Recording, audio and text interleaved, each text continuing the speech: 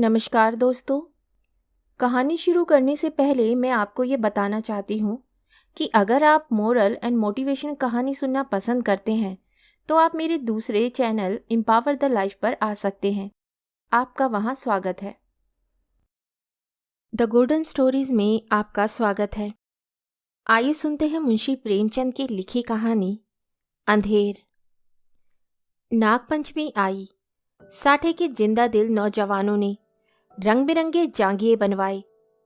अखाड़े में ढोल की मर्दाना सदाएं गूंजने लगी। आसपास के पहलवान इकट्ठे हुए और अखाड़े पर तंबोलियों ने अपनी अपनी दुकानें सजाई, क्योंकि आज कुश्ती और दोस्ताना मुकाबले का दिन है। औरतों ने गोबर से अपने आंगन लीपे और गाती बजाती कटोरों में दूध चावल लिए नाग पूजने चली। साठे और पाठे दो लगे हुए मोजे थे, दोनों गंगा के किनारे। खेती में ज्यादा मशक्कत नहीं करनी पड़ती थी, इसीलिए आपस में फौजदारियां खूब होती थी।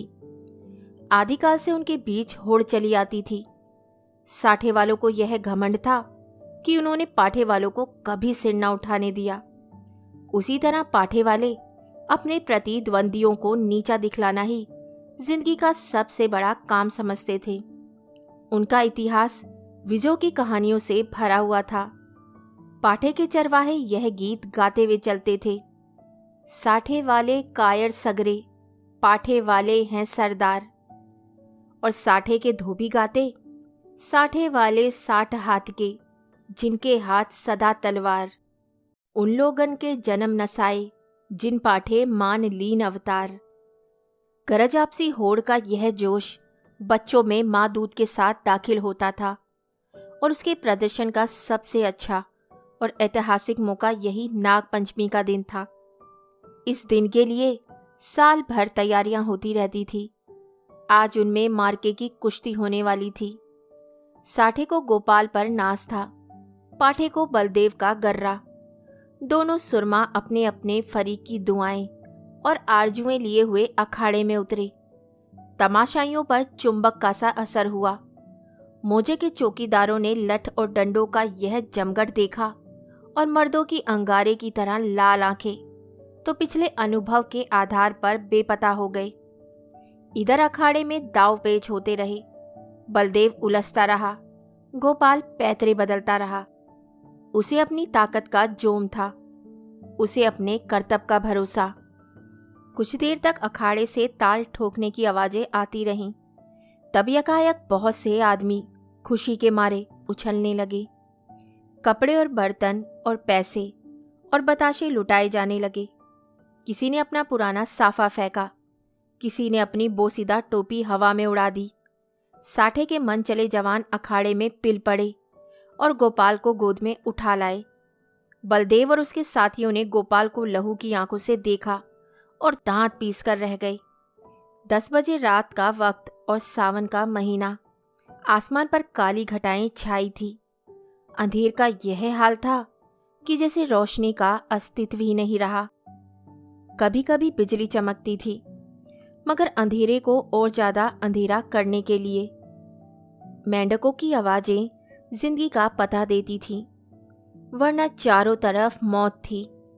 खामोश, डरावने और गंभीर साठे के झोपड़े और मकान इस अंधेरे में बहुत गौर से देखने पर काली काली भेड़ों की तरह नजर आते थे। न बच्चे रोते थे, न औरतें गाती थीं। पवित्र आत्मा बुड्ढे राम नाम ना जपते थे।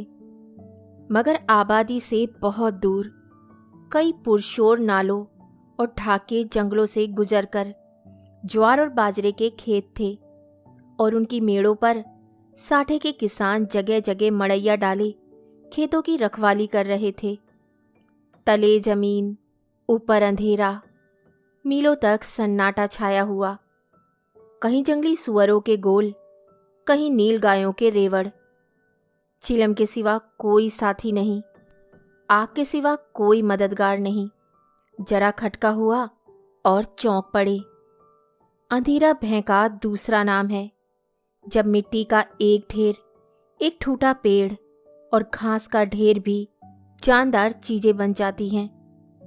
अंधेरा उनमें जान डाल देता है, लेकिन ये मजबूत हाथों वाले, मजबूत जिगर वाले, मजबूत इरादे वाले किसान हैं कि ये सब सख्तियां झेलते हैं ताकि अपने ज़्यादा भाग्यशाली भाइयों के लिए भोगविलास के सामान तैयार करें। इन्हीं रखवालों में आज का हीरो साठे का गौरव गोपाल भी है, जो अपनी मड़ैया में बैठा हुआ है और नींद को भगाने के लिए धीमे सुरों में यह गीत गा रहा है। मैं तो से नैना लगाए पछताए रही। अचानक उसे किसी के पांव की आहट मालूम हुई। जैसे हिरन कुत्तों की आवाज़ों को कान लगाकर सुनता है, उसी तरह गोपाल ने भी कान लगाकर सुना। नींद की उघाई दूर हो गई। लठ कंधे पर रखा और मड़ैया से बाहर निकल आया। चारों तरफ कालीमा छाई हुई थी और हल्की हल्की बूंदें पड़ रही थी। वह बाहर ही निकला था कि उसके सर पर लाठी का भरपूर हाथ पड़ा। वह त्योरा कर गिरा और रात भर वहीं बेसुध पड़ा रहा। मालूम नहीं उस पर कितनी चोटें पड़ी। हमला करने वालों ने तो अपनी समझ में उसका काम तमाम कर डाला, लेकिन जिंदगी बाकी थी। यह पाठे के गैरतमंद लोग थे, जिन्होंने अंधेरे की आड़ में अपनी हार का बदला लिया था। गोपाल जाति का अहीर था, न पढ़ा न लिखा, बिल्कुल अक्खड़। दिमाग रोशन ही नहीं हुआ तो शरीर का दीपक क्यों खुलता। पूरे 6 फुट का कद, गठा हुआ बदन, ललकार कर गाता तो सुनने वाले मील भर बैठे हुए उसकी तानों का मजा लेते। गाने बजाने का आशिक, होली के दिनों में महीने भर तक गाता, सावन में मल्हार और भजन तो रोज का शगल था। निडर ऐसा कि भूत और पिशाच के अस्तित्व पर उसे विद्वानों जैसे संदेह थे। लेकिन जिस तरह शेर और चीते भी लाल लपटों से डरते हैं, उसी तरह लाल पगड़ी से उसकी रूह कांप जाती थी। असाधारण बात थी, लेकिन उसका कुछ बस ना था। सिपाही की वह डरावनी तस्वीर जो बचपन में उसके दिल पर खींची गई थी, पत्थर की लकीर बन गई थी। शरारतें गईं, बचपन गया, मिठाई की भूख गई, लेकिन सिपाही की तस्वीर अभी तक कायम थी। आज उसके दरवाजे पर लाल पगड़ी वालों की एक फौज जमा थी, लेकिन गोपाल जख्मों से चूर, दर्द से बेचैन होने पर भी अपने मकान के अंधेरे कोने में छिपा हुआ बैठा था। नंबरदार और मुखिया, पटवारी और चौकीदार रोब खाए हुए ढंग से खड़े दरोगा की खुशामद कर रहे थे। कहीं अहीर की फरियाद सुनाई देती थी, कहीं मोदी रोना धोना, कहीं तेली की चीख पुकार, कहीं कमाई की आंखों से लहू जारी। कलवार खड़ा अपनी किस्मत को रो रहा था। वो हश और गंदी बातों की गर्म बजारी थी। दरोगा जी निहायत कारगुजार अफसर थे। गालियों में बात करते थे। सुबह को चारपाई से उठते ही गालियों का वजीफा पढ़ते थे। मेहतर ने आकर फरियाद की, हुजूर, अंडे नहीं है। दरोगा जी हंटर लेकर दौड़े और उस गरीब का भुरकुस निकाल दिया। सारे गांव में हलचल पड़ी हुई थी। कांस्टेबल और चौकीदार रास्तों पर यों करते चलते थे गोया अपनी ससुराल में आए हैं। जब गांव के सारे आदमी आ गए तो वारदात हुई और इस कमबख्त गोपाल ने रपट तक ना की। मुखिया साहब बैत की तरह कांपते हुए बोले, हुजूर, अब माफ़ी दी जाए। दरोगा जी ने गजबनाक निगाहों से उसकी तरफ देखकर कहा, यह किसकी शरारत है? दुनिया जानती है कि जुर्म को छुपाना जुर्म करने के बराबर है। मैं इस बदमाश को इसका मजा चखा दूंगा। वह अपनी ताकत के जोश में भूला हुआ है। और कोई बात नहीं, लातों के भूत बातों से नहीं मानते। मुखिया साहब ने सिर झुकाकर कहा, हुजूर, हुजूर माफ़ी दी जाए। दरोगा जी की त्योरियां चढ़ गई और झुंझुलाकर बोले, अरे हुजूर के बच्चे, कुछ सठिया तो नहीं गया है? अगर इसी तरह माफ़ी देनी होती तो मुझे क्या कुत्ते ने काटा था कि यहाँ तक दौड़ा आता? ना कोई मामला ना मामले की बात, बस माफ़ी की रट लगा रखी है। मुझे ज़्यादा फुर्सत नहीं है, नमाज पढ़ता हूँ। तब तक तुम अपना सलाह मशवरा कर लो और मुझे हंसी खुशी रुखसत करो, वरना गोसखा को जानते हो, उसका मारा पानी भी नहीं मांगता। दरोगा तकवे व तहारत के बड़े पाबंद थे और 30 रोजे रखते। ईदों में धूमधाम से कुर्बानियां होती। इससे अच्छा आचरण किसी आदमी में और क्या हो सकता है।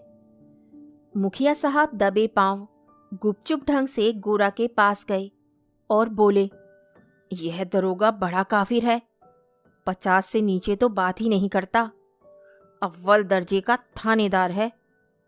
मैंने कहा, हुजूर, गरीब आदमी है, घर में कुछ सुविधा नहीं, मगर वह है एक नहीं सुनता। गोरा ने घूंघट में मुंह छिपाकर कहा, दादा, उनकी जान बच जाए, कोई तरह की आंच ना आने पाए। रुपए पैसे की कौन बात है, इसी दिन के लिए तो कमाया जाता है। गोपाल खाट पर पड़ा सब बातें सुन रहा था। अब उससे ना रहा गया। लकड़ी गांठ ही पर टूटती है। जो गुनाह किया नहीं गया वे दबता है, मगर कुचला नहीं जा सकता। वह जोश से उठ बैठा और बोला, 50 रुपए की कौन कहे, मैं 50 कोड़ियां भी ना दूंगा। कोई गदर है, मैंने कसूर किया ही क्या है। मुखिया का चेहरा फक हो गया। बड़प्पन के स्वर में बोले, धीरे बोलो, कहीं सुन ले तो गजब हो जाए। लेकिन गोपाल बिफरा हुआ था। अकड़कर बोला, मैं एक कोड़ी भी ना दूंगा, देखे कौन मेरे फांसी लगा देता है। गोरा ने बहलाने के स्वर में कहा, अच्छा अच्छा, जब मैं तुमसे रुपए मांगू तो मत देना। यह कहकर गोरा ने, जो इस वक्त लौंडी के बजाय रानी बनी हुई थी, छप्पर के कोने में से रुपयों की एक पोटली निकाली और मुखिया के हाथ में रख दी।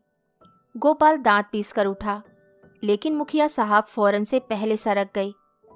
दरोगा जी ने गोपाल की बातें सुन ली थी और दुआ कर रहे थे कि ऐ खुदा, इस मरदूत के दिल को पलट।